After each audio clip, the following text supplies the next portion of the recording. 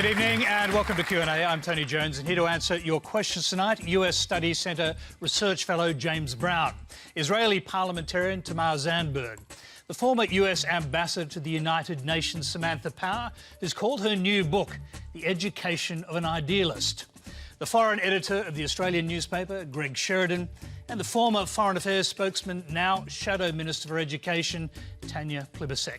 Please welcome our panel.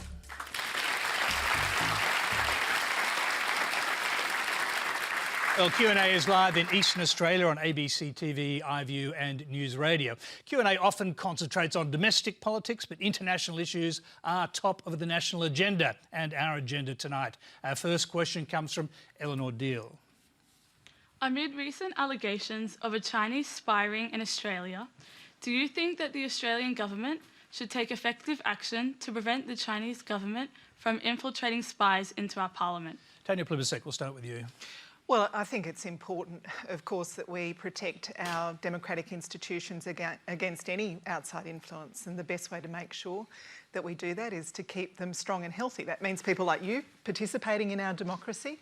It means that we, of course, some time ago banned foreign donations. In fact, the Labor Party stopped taking foreign donations 2 years before the government finally banned foreign donations. And it means taking measures to make sure that our media is strong, our institutions are strong. I think that that's a good rule for any democracy. Tanya, what about our political parties? Because we've seen Chinese influence operations on both sides of politics. Obviously you had Sam Dastyari, you had Joel Fitzgibbon, whose career was damaged by a Chinese woman businessman donor. Is this an infection that both sides of politics have succumbed to? Look, I certainly wouldn't put it that strongly, Tony. I think it's something that anybody who participates in public life has to be aware of and be careful of. And we were talking about donations a second ago. I've said for a long time that not only should we ban foreign donations, but we should have much lower disclosure thresholds for donations. We should have real-time disclosure, and we should have spending caps in our elections because Samantha will forgive me for saying this, but we don't want an American system where you have to spend an absolute fortune even to become a candidate, particularly for president.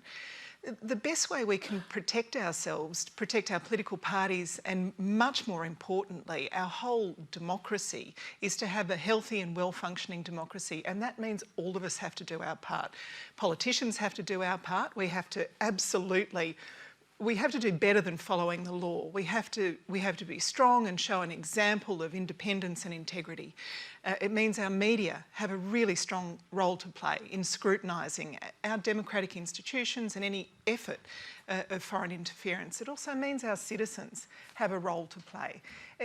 If you think that democracy is not good enough now, if you think that politics is not as you want it to be, then you have to be part of it. You have to participate to change it, to be more like the country that you want to grow up in and be part of.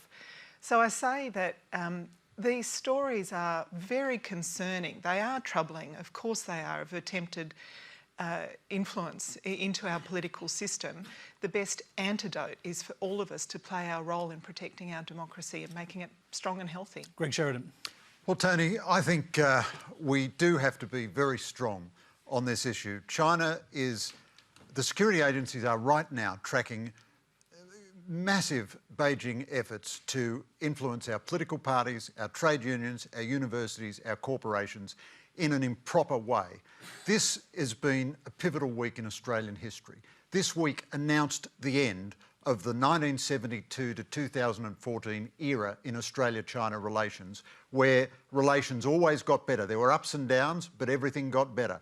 The nature Xi Jinping has changed the arc of Chinese political, cultural and military development in a way that is going to be extremely challenging for Australia. At the same time, we still want to have a positive relationship with China where we can, but it is challenging us in a way that we haven't been challenged by anyone else, not even the Soviet Union, in the post-war period.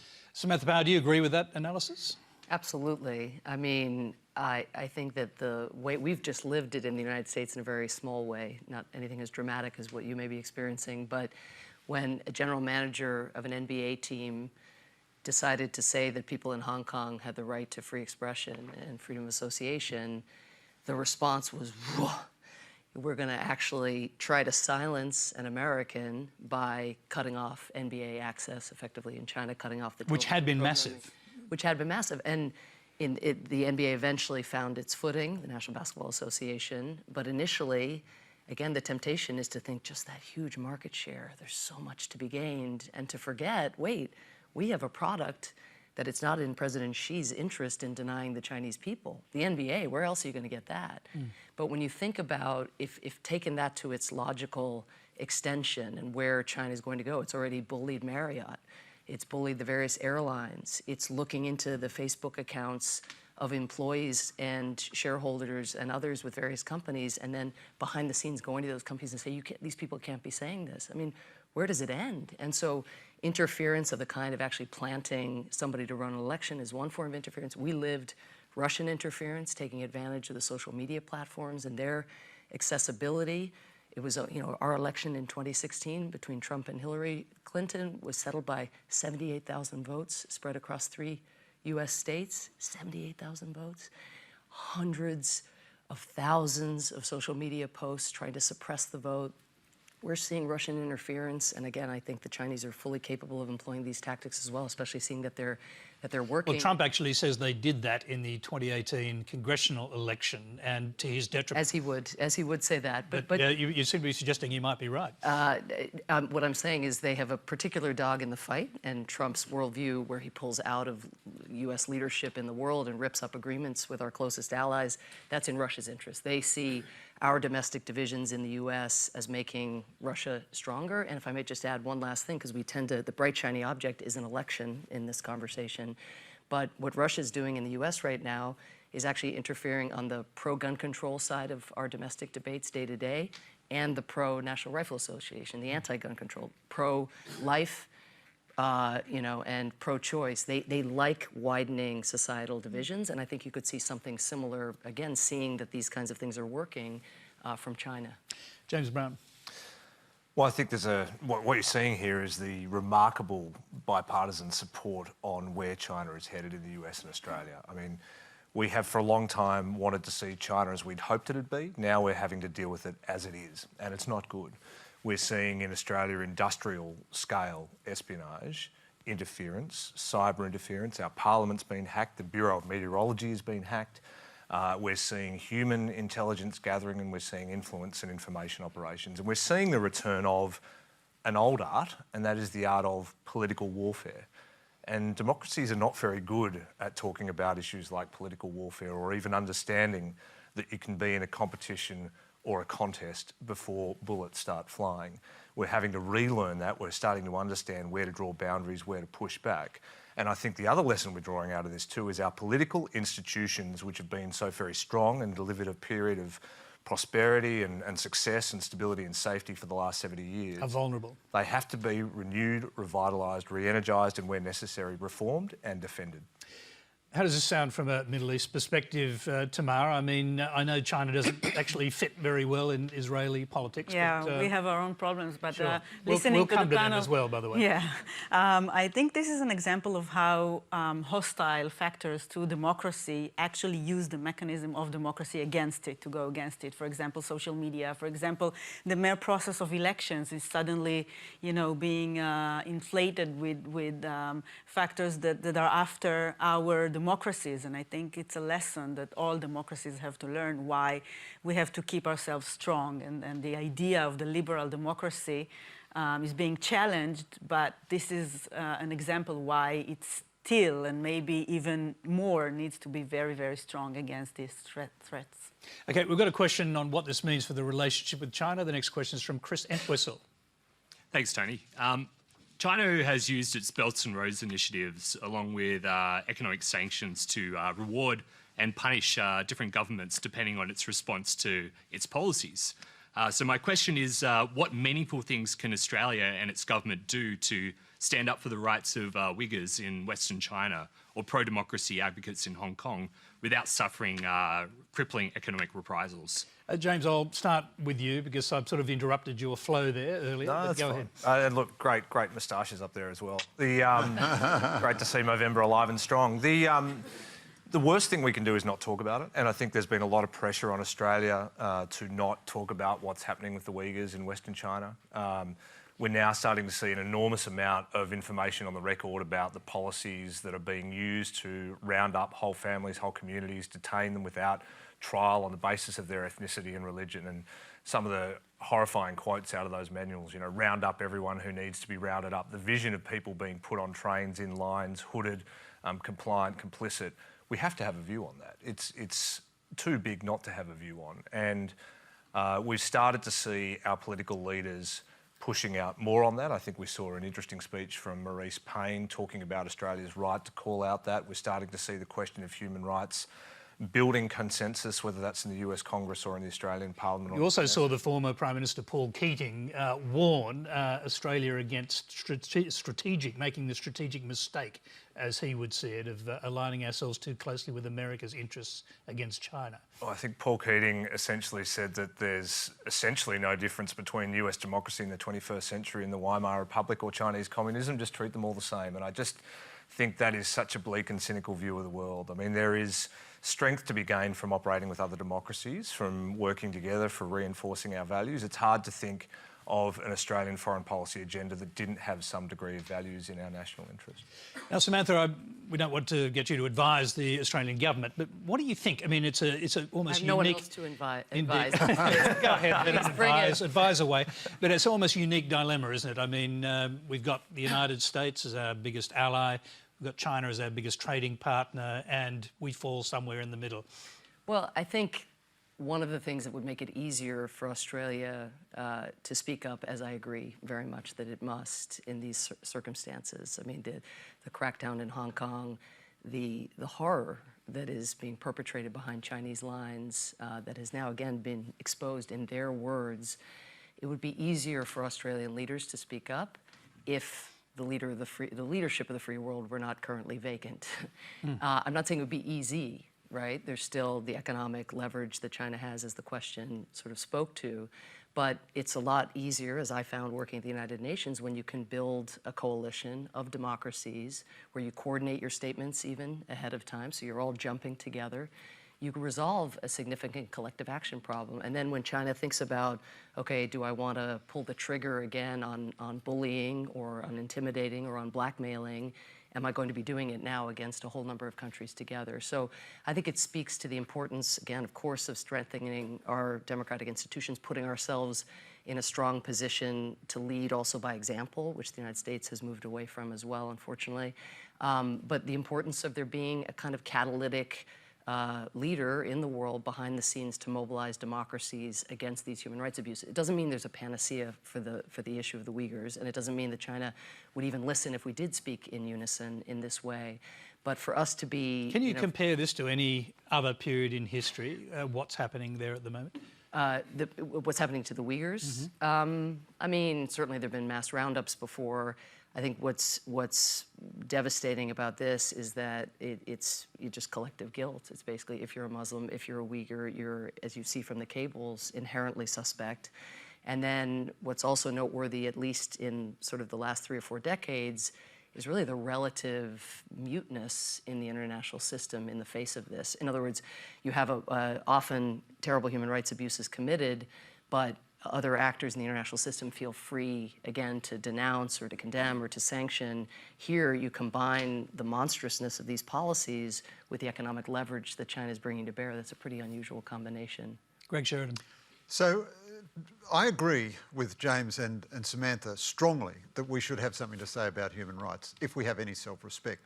But there are 2 antecedent points, if you like. The first is we ought to stand up for our own interests very, very strongly. That's the first thing you should know about the Australian government. It stands up for Australia. So when China tries to compromise our democracy, bully us, the first thing you know, these Australians are very tough in their own interests. And I'd pay, the second antecedent point is, I think Labor and the Coalition have both done this pretty well.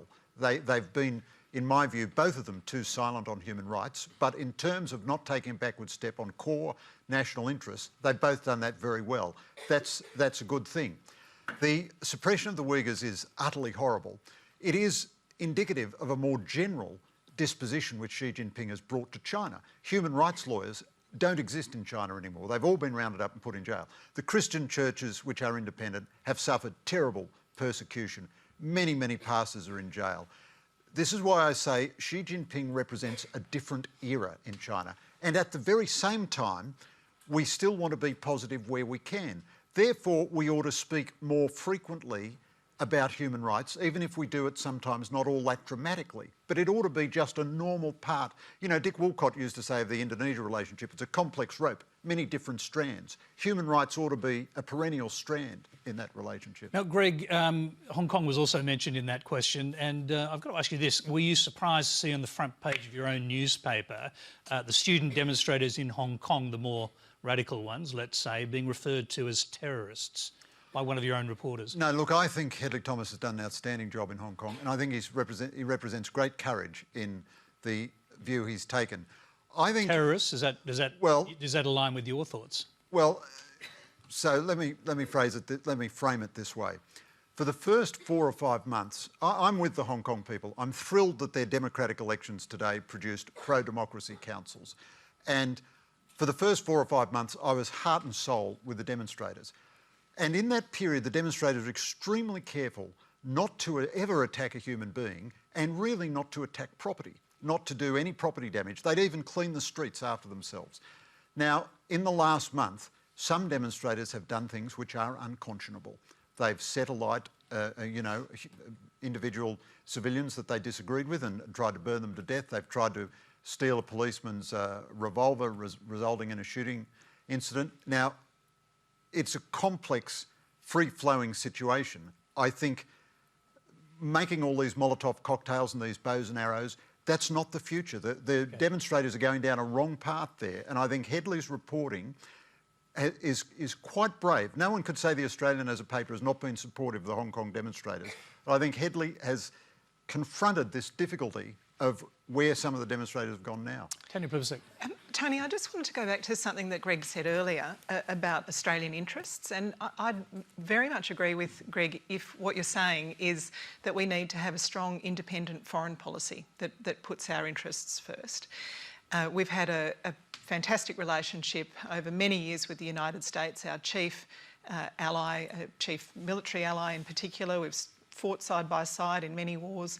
It's a very important relationship for us. We've also had a very good relationship in recent decades with China. They've lifted hundreds of millions of their own citizens out of poverty, and that has had a great economic benefit for Australia too. We need to take an approach to both of those relationships that, yes, is an independent Australian approach. But I would say, if you're talking about how Australia's interests are best served, they are best served by a rules-based international system where all countries have a say in making the rules, and then countries that break the rules face the censure of the international community. The way we've solved great problems without borders in the past is through international cooperation. We were talking the other day about how we've actually fixed the hole in the ozone layer because countries got together and did it cooperatively. We avoided the worst elements of the global financial crisis because countries launched stimulus at the same time. We've actually got rid of smallpox. We've done a really good job at reducing HIV, tuberculosis and malaria. We've raised hundreds of millions of people out of extreme poverty. Haven't done well enough on that yet, but that has been done because our international institutions really had buy-in from countries like us, small countries in relative terms, but countries like us. And it's firmly in the tradition of Australian foreign policy. Doc Everett, when he went off to the conference that established the modern United Nations, was the voice that was saying that small nations should have as big a say in international affairs as big nations. He said, not all the wisdom is with the big nations. And so I think when we're talking about our interests are best served by a strong international rules-based order. And if we're going to say that, then we have to be real participants in that. Tanya, I'm going to interrupt you because our next question actually does go to the notion of international rules. You're watching, sorry to the gentleman waving his arm up there, but we've got to move on to different subjects. You're watching Q&A. Tonight we're focusing on international relations. The next question is from Colin Siegel. We know that if you keep on doing what you've always done, you'll always get what you've always got. Trump's gut instinct has, amongst other things, benefit the American economy, got more affordable drugs, and got criminal justice reform passed. So could it be that Trump declaring that Jewish settlements on the West Bank are not illegal is actually a smart move? Tamar, what do you think about that? I think that the settlements in the West Bank, their existence and the fact that they're not evacuated from there is actually against the interest, first of all, of Israel and Israelis. The settlements are huge, one of the biggest obstacles for peace, and one of the main reasons why we still don't have a viable agreement between Israel and the Palestinians that would ensure a two-state solution and having the two states independently neighboring each other in peace and security. I know that Trump, I mean, this is a political, I don't think it has to do with international law. It's a political statement of support in the settlement policy, but actually this policy hurts Israelis and Israeli interests. We have been living for decades now under constant threats of violence. The peace process is being stopped and not taking place anymore. And we see the outcomes as Israelis. We live this reality. Yes, we should solve this in a bilateral talks between Israelis and Palestinians, between two brave leaders deciding to change the course of history towards peace. We also need the help of our international allies and friends, and US is the biggest one, also with Europe and other countries in our region. Statements like that, they're part of politics, and maybe they're part of the alliance between Israeli right and American right and Republican right. But in the terms of what is the Israeli interest, that would be going back on track of peace talks and reaching a viable agreement rather than keep the conflict alive, and settlements, unfortunately, is part of what keeping the conflict alive. James Brown. Look, I think Tamar's right to point to the triumph of the tactical over the strategic. I mean, I'm very conscious. There's more I don't know about Arab-Israeli affairs than I do know, but I think the principle of trying to keep the door open to a two-state solution, advancing things in a careful, predictable way. There's, of course, an appeal to someone like Trump who throws the rock in the pond and maybe will dislodge things and get a faster progress. But I just don't think we've seen what Trump's plan is for the Middle East yet. And the leader of that plan, the key point person on that plan, seems to be getting progressively downgraded in the Trump administration. So there may be an amazing plan there yet, and I understand the domestic political pulls on both the Israeli side and on the American side, as well as the search for immediate tactical security from the settlers, but I just don't think we've seen a plan that's going to get us on a better path to that two-state solution. Samantha Bauer, what are the implications of Trump overriding UN resolutions in this manner? Well, it is just not the case that a country gets to unilaterally decide what international law is. It's called international law for a reason, in fact. And there are successive Security Council resolutions that have weighed in on this. I think the larger implications, I mean, we've been talking about potentially the need to get back to the negotiating table. How is the United States, the traditional broker of peace in the Middle East, whether between Israel and Egypt or Israel and Jordan, the painstaking work that U.S. diplomats have done through the ages, how would we be in a position to be a broker of anything when we have weighed in so forcefully on one side, not only in this instance, but also in announcing that we're, recognizing Jerusalem as the capital, moving our embassy there. I mean, these were the kinds of issues, and the question of settlements and some settlements and their disposition, and what will happen in an ultimate peace deal. These are the kinds of things that were to be negotiated between the two parties, with the United States, again, in the best case scenario, as a catalyst for helping make that happen. Now, who's going to step into that role? Who's going to have standing with both parties? Do you make anything of the timing of this, given the trouble that Bibi Netanyahu, who's a close ally of Donald Trump, is in his own country? I think the timing in two places. You might have noticed that Donald Trump is not having the best fortnight of his political life. And so, diversion, playing to the base, he's going all in. I mean, this isn't with an eye to peace. I mean, that's the rhetoric, of course, that you're going to envelop any move you make in. You're not going to say it's pandering, certainly, overtly, but there's no other logic than domestic politics in two places. Greg Sheridan. Well, look, Australia recognised West Jerusalem as the Israeli capital and holds the view that East Jerusalem, like the rest of the West Bank, is disputed territory. So I think there is actually a solid legal argument that the settlements per se are not illegal. You remember that a few years ago, Julie Bishop and George Brandis, when he was Attorney General, reversed the terminology of the occupied territories because they said they got a legal opinion from the Australian Foreign Affairs Department and Attorney Generals, and they said, the last state power that was a sovereign power in the West Bank was the Ottoman Empire. The territory is disputed. I think Israeli settlement policy is very ill-advised. I think everyone accepts that the big settlement blocks, Ma'ale Adumim, Gush Etzion and so on, are going to remain part of Israel forever. I think it's very stupid. I think it's ill-advised myself for the Israelis to allow undisciplined settlement behaviour beyond those settlements. But, there's a simplistic pantomime quality about this debate very often, that Israel should withdraw from the territories. What happens the day after they withdraw? They withdrew from Gaza. And what happens the day after that? Who provides the security? Actually, I'm just going to throw that back to Tamar. How do you respond to that? We have been living in a conflict for over 50 years now. We have two peoples sharing one land. I belong to the Jewish people who got its right of self-determination, by the way, from the UN, recognized by almost all the countries in the world, maybe except Iran. We are right now in military control over another people sharing the same land with us. That's the basic fact, and we need to think how we can solve this. The best way, and we've been living in 50 years of violence around this conflict. Just 2 weeks ago, we saw another violent round in Gaza. I live in Tel Aviv, the biggest city in the center of Israel, and we had alarms to sit in shelters for missiles, and the south of Israel get even more in constant reality.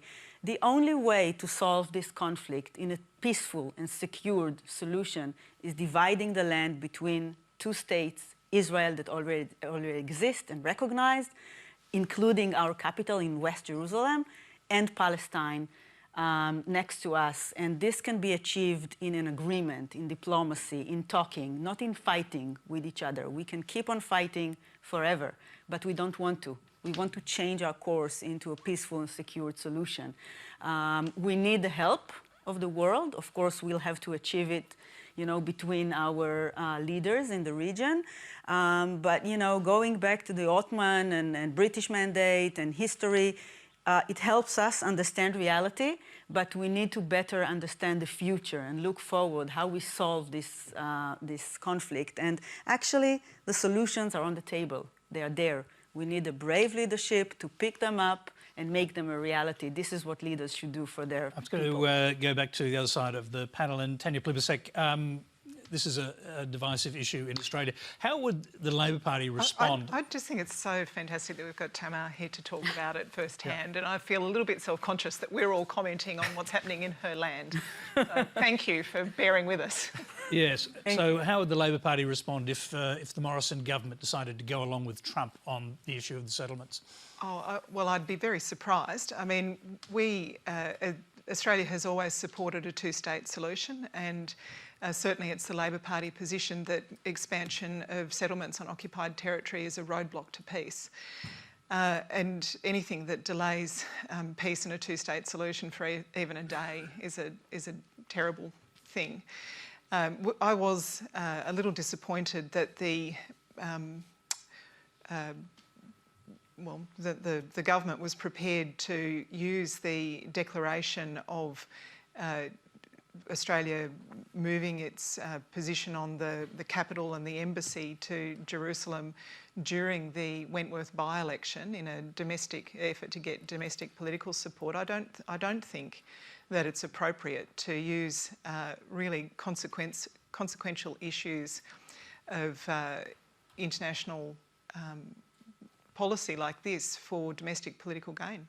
So just a footnote, Tony. I think the Australian position is the Trump position. I think we recognise West Jerusalem as Israeli sovereign territory and we regard the West Bank as disputed territory. I haven't seen a statement from an Australian government minister for a long time describing settlements as illegal under international law. So would you expect the Morrison government to come out and support the Trump position I if think you're right, and they already do? I think that is their position, but you don't They won't have to... state it, is what you're saying? Well, I think it's pretty clear, but you don't have to say everything at a megaphone volume. You know, you don't provoke people needlessly. Unlike I mean, Donald we do. Trump, you mean? Yeah, journalists provoke people, but governments don't always do that. All right. The next question is a different one. It's from Maria Gillen. Yes, thank you. In light of the recent events, such as increased US protectionism and Trump's abandonment of the Kurds, the ANZUS Treaty is increasingly in question, and the security of Australians is more uncertain than it has ever been since the signature of the treaty in 1951. So my question is, what should Australia do now in order to ensure its future security? James Brown, stick with ANZUS or not? I think it is the basis of that. Look, I would agree that Donald Trump's decision on the Kurds and the way that was executed was concerning for US allies all across the world. And particularly, I think, it's really cost him a lot of votes in the US military. Some sworn Republicans, I mean, Admiral McRaven, who ran the Joint Special Operations Command, was the Chancellor of the University of Texas. I don't think he's ever voted Democrat in his life. Saw it as a breach of the US Honour Code, of the Warrior Code. And it was shocking. But I wouldn't then agree with your premise that ANZUS is more shaky than it's ever been. I think ANZUS is a different relationship. There is a much greater overlap of shared interests, geography, values, a much greater tempo of activity. I've seen an enormous strengthening of the US relationship in recent years. It's becoming a much more broad discussion about where Australia and American interests overlap. And I think it's a much broader discussion about where they don't overlap. And I think some of the statements we've seen from the government on where we don't agree with US trade policy in the last couple of years is a testament to sort of how much more mature that discussion is becoming. So I still think the US alliance gives us an enormous advantage in the world. Not just the intelligence support, without which the world would be dark for a lot of Australian eyes, but also the ability to call on another sympathetic voice to muster political power and, where necessary, to conduct military action if it's required in our interests. Samantha Power, should Australians be dubious about the ANZUS alliance, the underpinning military alliance that we have? Well, I think I agree in large measure that there's a thick foundation to this relationship, and so not as nervous, I think, as the questioner sounds, but I see where the question is coming from, right? It's not just the abandonment of the Kurds, it's the painstaking work our diplomats did together to put ourselves in a position to push forward the Trans-Pacific Partnership. It's something the Australians were informally involved in the negotiations, but wholeheartedly supported the Iran nuclear deal. It's the Paris Climate Treaty, where unfortunately we have more in common now than is in the interest of your generation and future generations in really not taking, in each not taking the leadership we need to be taking to combat climate change. And so there's a kind of a context of abandonment. There are attacks on NATO and attacks on some of our closest allies in Europe, verbal attacks largely, but a sense within NATO, how shaky is it? Could we wake up one morning to a tweet that says, we're out of here, even if there's no actual measure for leaving NATO in the treaty? So that, I think that's the context in which this happens, and I think the basic message is the sooner we get back to keeping our word, to trying to restore our credibility, the less nervous you'll be, and hopefully the more constructive collective action of the kind that Tanya Is the basic message hold your breath and wait? it's for some of us that's no. I mean, I think you continue to fortify this relationship. I mean, Australia's managed to maintain some kind of constructive partnership even with the Trump administration more than some countries have, frankly. And that's important to do given who's in charge in the United States. But ultimately that's going to be a shaky foundation if the Australian public is not convinced that America can keep its word. And that's a new thought. That's a really new thought that I think Australians haven't had before.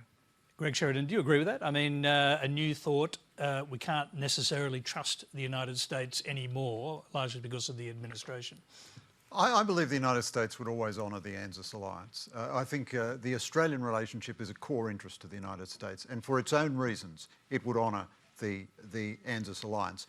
Even short of coming to our combat assistance, the logistical and intelligence and surveillance and equipment and technology advantages we get from the alliance are just overwhelming.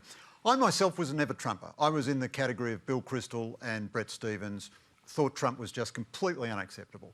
I think he's been a better president than I thought he'd be. It's been chaotic and a bit crazy, but with Trump you always focus on what he does, not what he says. He's increased the military budget higher than it would be under any other president. That's overwhelmingly in Australia's interests.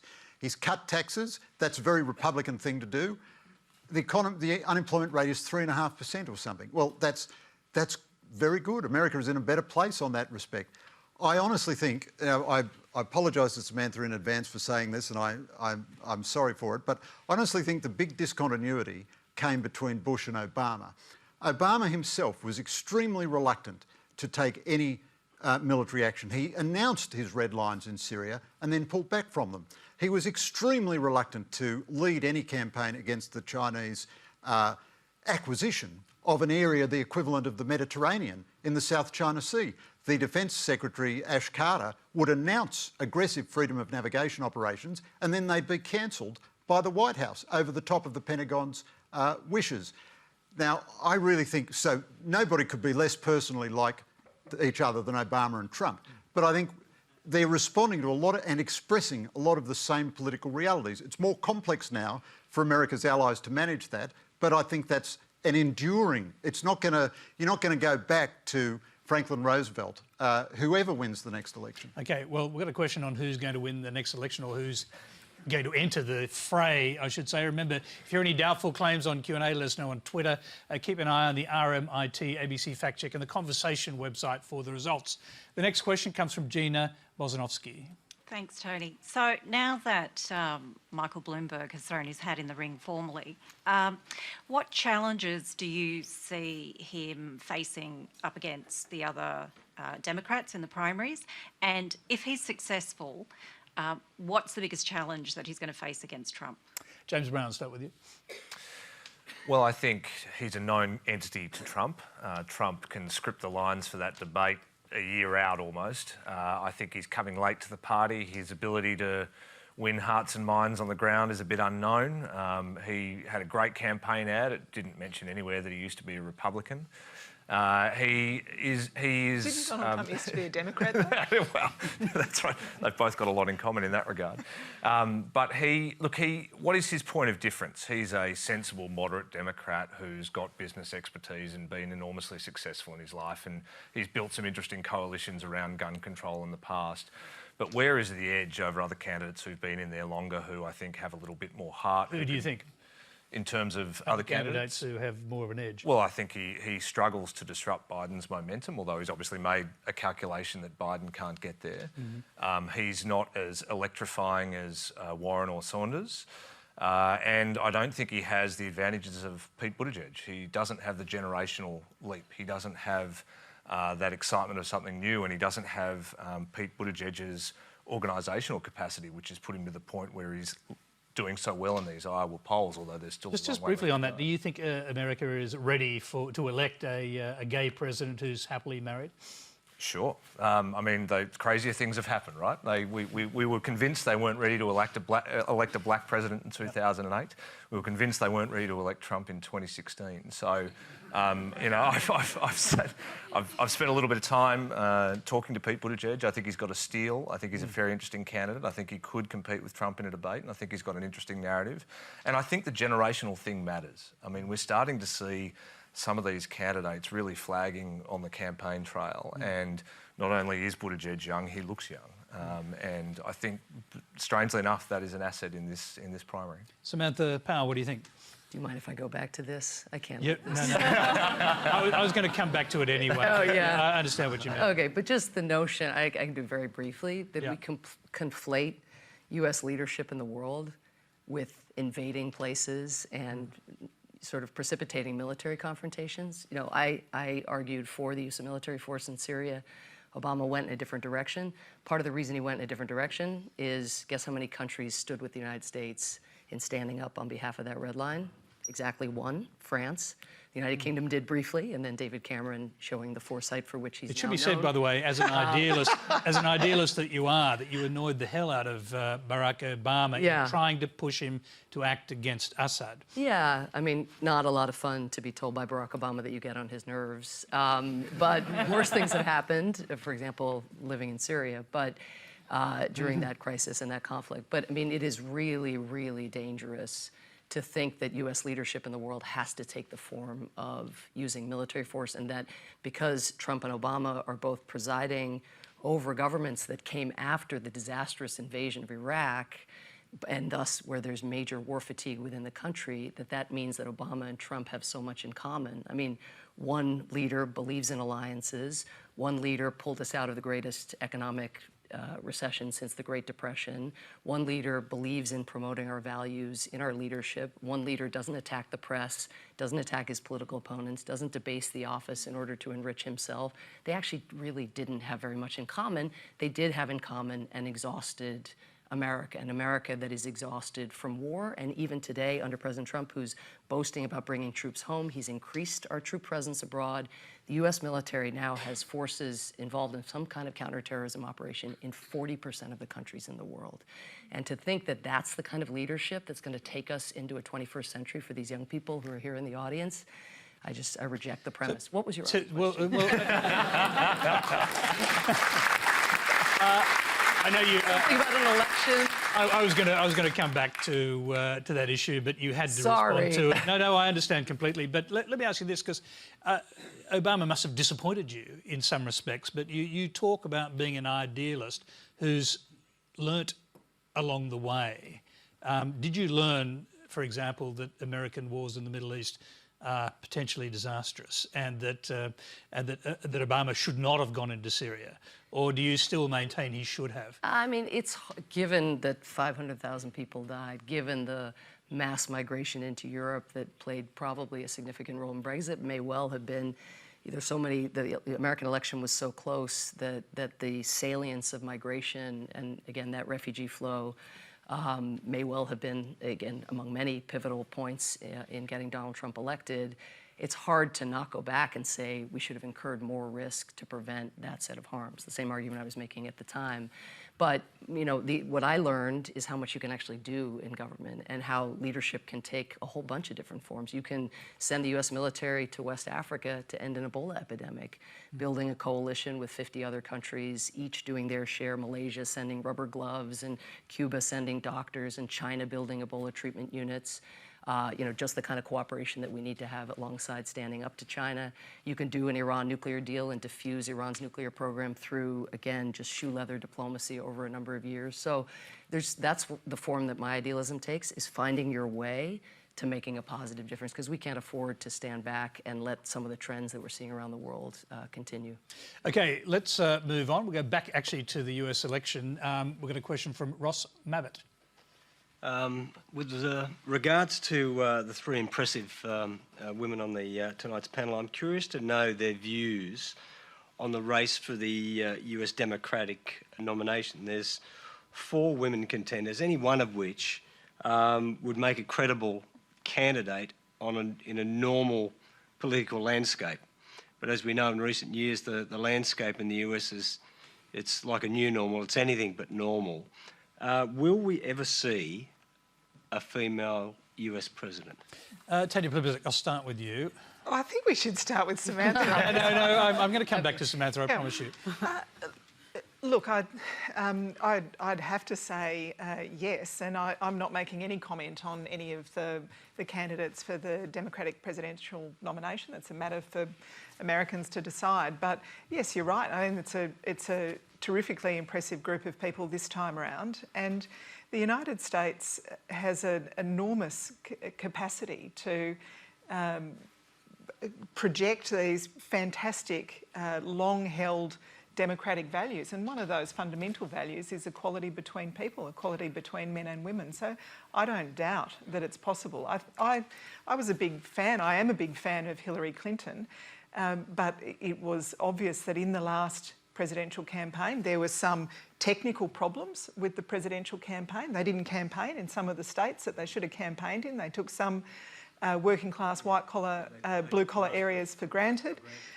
So there's technical deficiencies in the campaign, and the unpredictability of campaigning with someone like Donald Trump, who just basically says anything. It seems like the rules of normal political campaigning don't really seem to apply. Does that make it harder for women, Tanya? No, I think it makes it harder for anyone who's his opponent. Like it's just a really unpredictable sort of contest. So I think those two things, and of course, what Donald Trump did incredibly successfully against Hillary Clinton was turn her experience, her decades of public service, including in the foreign affairs portfolio, against her. You know, she was an insider, and we've got to get rid of the insiders. Whereas in most campaigns, the fact that you're the most experienced candidate in the field would normally be an advantage. So I don't know that you would see that sort of set of circumstances again. But I'm a distant observer, not a participant. Okay, the question was to all the three women on the panel. I'll get to the men as well eventually. Tamar. I think we see in the history of the struggle for equality for women, there are always reasons. There are always this particular event and this particular case, and reality is that we didn't have a woman president of the US. In Israel, we had one woman prime minister back in the 70s, and she was known as the only man in the room back then, Golda Meir. They said similar things about Margaret Thatcher, didn't they? Right, exactly. So you see how women struggle, and it is a struggle. And, I used to be a chairperson for my party, and before that we had 3 women chair of parties in Israel, and then the next elections we had only 1. The number of women in Israeli parliament actually decreased after a while, after a few terms that it got to less than 30% in a record, number of women. I think we just have to realize, we are half the population. And that means that in order to get equality, we'll have to have a few dozens of women presidents before we go back to men. So we give up on that. Just let's start equality from now on, I think we would settle that. That would be a good compromise. Yeah, we do struggle. It is harder. You see how women in leadership struggle, how they're being treated. And I think we all can benefit from more diversity between genders, between races, between all kinds of minority groups. I think many in business, people have already saw that bigger diversity on the board, for example, of corporations actually bring better results because you're not, stiff on your thinking and you have diversity around the table. Politics is one of the last places where this lesson is still not sunk in, so we have some work to do. Samantha. I'm just reminded of Jim Clapper, who was the Director of National Intelligence and has been in the intelligence business for nearly 4 decades.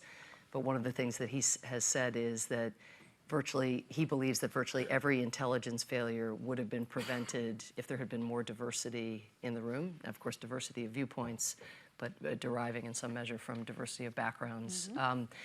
I have had many bad ideas in my life, but my worst idea, maybe of, at least in recent memory, was the idea to have an election night party in November 2016. Not just that. Okay, that was bad idea number one. Bad idea number two was I decided to invite all the women ambassadors from the various countries to the UN. So there were 100, back then there were remain 193 countries. Back then there were 37 female ambassadors. And that was bad idea number two. Bad idea number three was I invited Gloria Steinem and Madeleine Albright, the first ever female Secretary of State. And bad idea number four, just to cap the night, was I invited a documentary film crew to celebrate the occasion, so you can relive the dashed expectations of women of the world from such a wide range of countries, from Asia, Africa, Latin America. I can't remember how many bad ideas that was. That was four. Let's say bad idea number 5 came a bit earlier when you suggested Hillary Clinton was a monster. Oh, that was long before, but long buried the hatchet. But you've talked about it in your book, and it's interesting because you were given a wedding present by Richard Holbrooke of a meeting with Hillary Clinton to apologise. Indeed. How did that go? The meeting went well. What a wedding present. She's a classy lady. But Obama, when I called him to tell him that I'd be able to go back to the campaign because Richard Holbrooke had facilitated this meeting, this great summit, for which his diplomacy is known worldwide, Obama's reaction was, don't most people get toasters as wedding presents? You get a meeting, but like, what kind of wedding present is that? But on the election issue, just very briefly, it really is important to remember that the 2016 election, which has set so much in motion that we're talking about here tonight, including accelerating, arguably, China's rise in the international system, 9% of people who voted for Barack Obama in 2012 switched, as Tanya was talking about, to Donald Trump in 2016. 7% of people who voted for Barack Obama in 2012 stayed home. 2% voted for third parties. This is millions and millions of voters, and fewer women voted in 2016 than had voted in 2012, despite having the prospect of breaking through that glass ceiling once and for all. So I don't think, there are major hurdles, there are major double standards in terms of dress and tone of voice, and we all live with that as well. But I mean, these are very narrow margins. I don't think that is going to be what holds somebody back. When you hear the critique of Elizabeth Warren, you know, 90% of what you hear, because she's the woman who's among the women, the front runner in the pack, what you hear are discussions about her electability in swing states and whether her, you know, Medicare for all, her healthcare policy is too far left to bring some of those 9% back. And maybe some of that ends up being, you know, sort of laundered, you know, through a gendered perspective. But by and large, the primary is going to be decided upon on the basis of electability, people's conceptions of electability. Yeah, Greg Sheridan, I'll bring you in briefly on this, but let's stick with Elizabeth Warren for a minute, because here she's considered to be unelectable because she's got this idea of Medicare for all, an idea so outrageous that it's been in Australia for a very long time. Yeah. Right. Look, the thing is, of course America will have a female president, probably quite soon. Hillary Clinton won the popular vote by 3 million votes. I went on the front page and said she'd won, and boy, did I get that wrong. And, look, Elizabeth Warren is considered by some to be unelectable. Here's another thing. Nobody is unelectable. And here's another thing. American politics is full of iron rules, and every presidential election breaks half a dozen iron rules. And, you know, I thought it was an insult to civilization to have a candidate like Donald Trump, and yet he won the election. And I kind of made my peace with him subsequently, but there is nobody who is unelectable. Left-wing populism, which Elizabeth Warren represents a very intellectual version of, and right-wing populism, which Trump represents a very earthy version of, have a great deal in common. They're protectionist, they're interventionist, they're dirigist, they're, you know, rather nationalist. They're both very anti-China. I don't think Elizabeth Warren will be the candidate, and I don't think she'll win. I really like Amy Klobuchar, but Mayor Pete is the guy who's caught fire at the moment. But remember Barack Obama John Howard didn't think he was going to win because he said it'd be Al-Qaeda's happiest day if Barack Obama won. Worse than calling Hillary Clinton a monster. So it's anybody could still catch fire in that pack, I think. OK, let's hope that doesn't happen. The next question comes from Rayan Kalimlim. Thanks, Tony. So recent elections across the globe have seen the rise of nationalist strongmen who have been elected on the platform of strengthening their country's place in the world, using often inflammatory and divisive words and actions. Why do you believe these strongmen have become so popular? And does it reflect a broader crisis in our political and social systems? Well, Tamar, I'll start with you, and you can reflect on the strongman in Israel who may or may not be re-elected and who's facing serious corruption charges simultaneously. Yeah, we do have a strong man leading the country for 10 years in a row and 13 altogether, who is now being indicted for 3 very severe corruption cases, and actually hasn't been able to form another government for the second time in 1 year. We might go to 3rd elections very soon.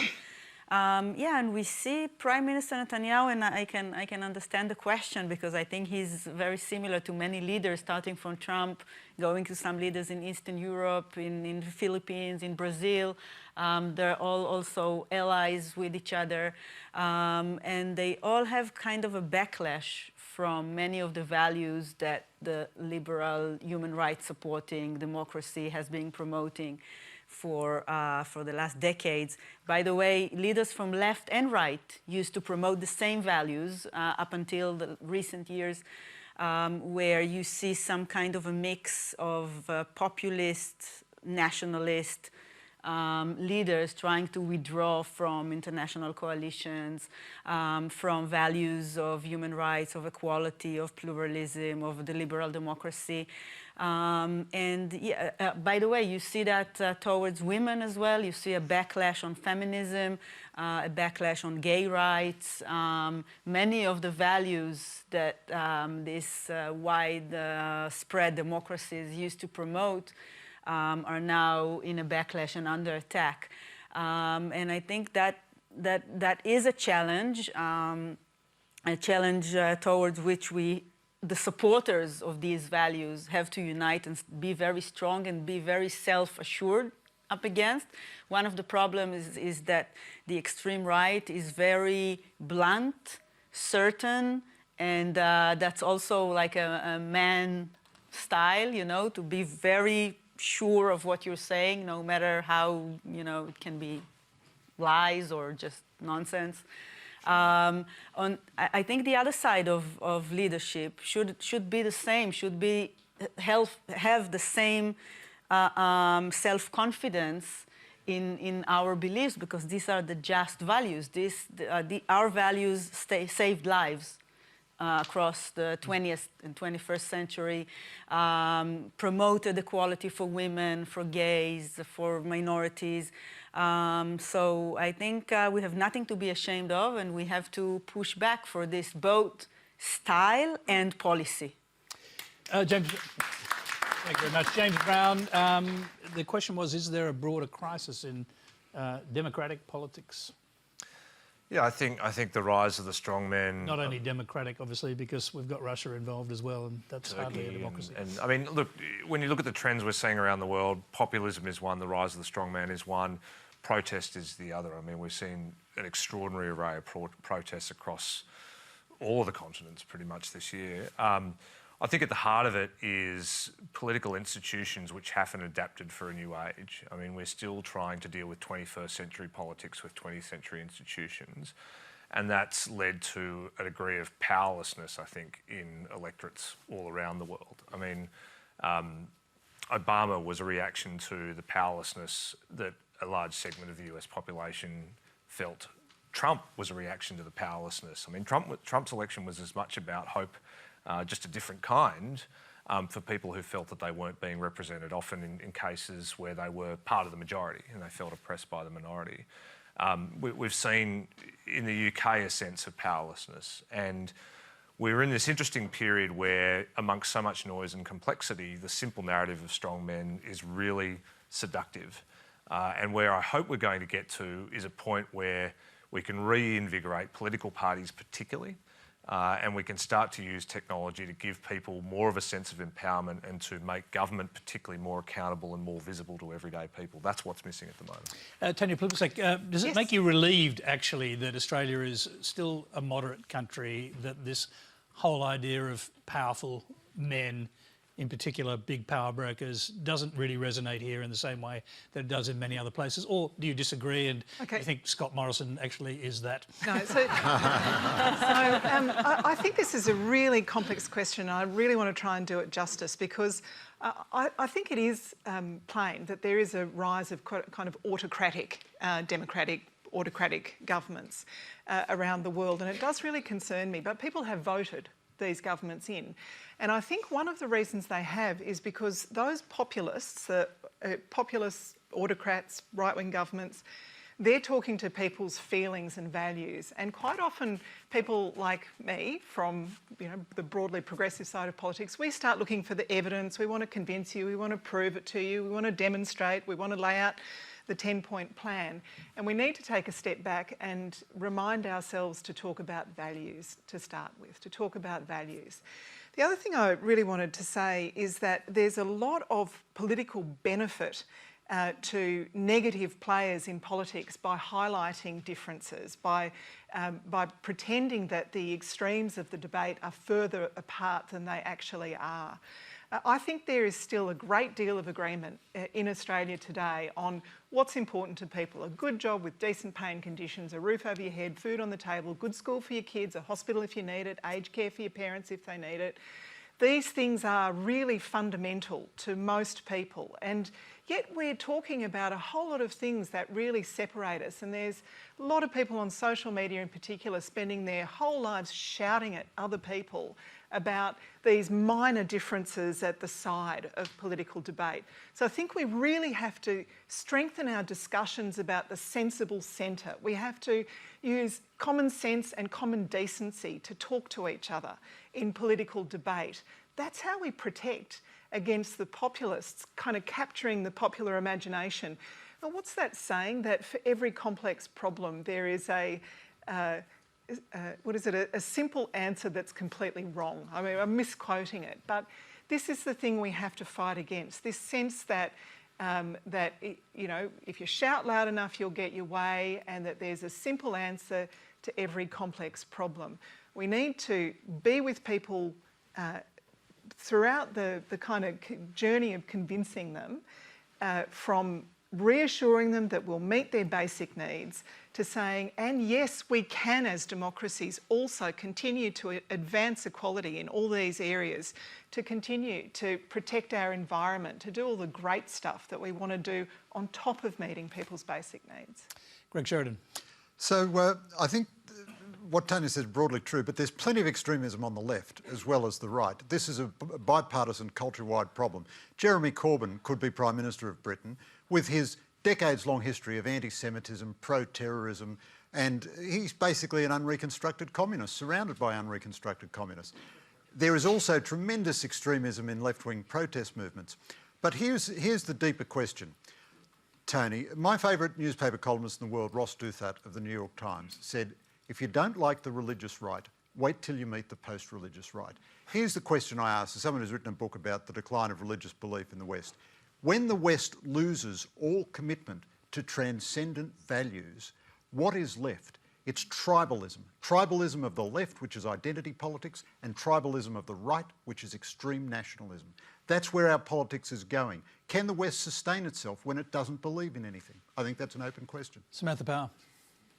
We're in the 13th year straight of freedom in decline around the world, so you're not imagining it, right? Things haven't been going in the right direction. That said, of course, there was an explosion in democracy and in human rights in the wake of the end of the Cold War, a unipolar moment where the United States was top dog. Probably wasn't the best time to judge, the ultimate trajectory of history. That was a pretty unnatural state when you think about it, but there's some really interesting things happening, though, now that are really challenging, I think, this notion that liberalism is in decline. I think all the points that have been made, particularly about polarization and tribalism and there being extremes also, I agree on both sides. But again, one side of those extremes are actually in office, getting to act on that extremism from very influential perches. But some other things are happening. The government in Sudan, for example, in sub-Saharan Africa, not a place maybe many people are paying that much attention to, was run by a genocidal dictator who looked like he was a dictator for life. Done. Constitutional government now where the opposition, civil society is now in some kind of transitional arrangement to try to usher that country, the least likely to become democratic, into some more reformist place. Ethiopia, has now, the Prime Minister has just won the Nobel Prize for his peacemaking efforts, much more representative of the people in Ethiopia, much more inclusive process, running into real problems. It's really hard, it turns out, to govern, especially after years of dictatorship. You see also in elections, I mean, I think you mentioned briefly Turkey. The Istanbul elections that preceded the Turkish incursion into northern Syria delivered a massive repudiation of President Erdogan's party, the first that he suffered. Viktor Orban in Hungary has just suffered his worst defeat in 11 years, basically, since his ascendancy. So watch what happens when these leaders actually lead. They have come to office promising these simple solutions. They've reached out to people who feel that their dignity is not being seen, that history is leaving them behind. I mean, there are people who are swinging again from a Barack Obama to a Donald Trump. We have to hear who those people are. What are their needs? Those needs are not being met. They do feel invisible. But do these leaders who run on a platform of delivering for them deliver? Not a lot of evidence of that. Quick final question for you, and then we'll have to leave it. Are you optimistic enough to have an election party in 2020?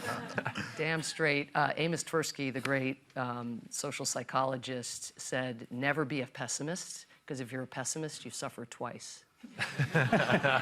Just don't invite a documentary crew this time. Yeah, seriously. Well, that's all we have time for tonight. Please thank our panel, James Brown, Tamar Zandberg, Samantha Power, Greg Sheridan and Tanya Plibersek.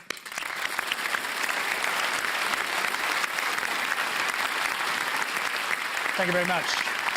Now you can continue the discussion on Facebook and Twitter. Well, next week Q&A comes from the University of the South Pacific in Suva, Fiji, with Australia's Minister for the Pacific, Alex Hawke, Fiji's Attorney General and Minister for the Economy, Ayaz Sayed Qayyum, the former Prime Minister of Tuvalu, Enaya Sopa... I knew I was going to get that wrong. Sopawega, the Director General of the Pacific Fisheries Agency, Manu Tupurusan, and Vera Sila Bumadrono of the Urgent Action Fund for Women's Human Rights. I'll get those names absolutely right next week. Australia says it's stepping up its engagement in the Pacific, but can we build a happy Pacific family when there's so many differences on climate change and development? Until next week, good night.